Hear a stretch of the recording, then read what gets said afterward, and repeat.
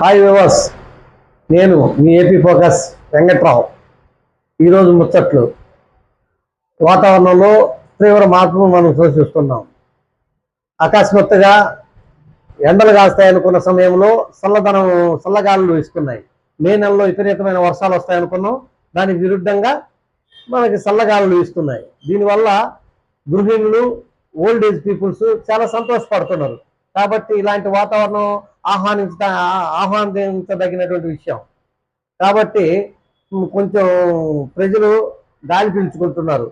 పెళ్లిళ్ళు ఈ సీజన్లో పెళ్లిళ్ళు ఎక్కువగా ఉండటం వల్ల ప్రతి ఒక్కరు ఈ ఆహ్లాదకరమైన వాతావరణాన్ని వల్ల పెళ్లిళ్ళకి ఫ్లోటింగ్ పెరుగుతుంది.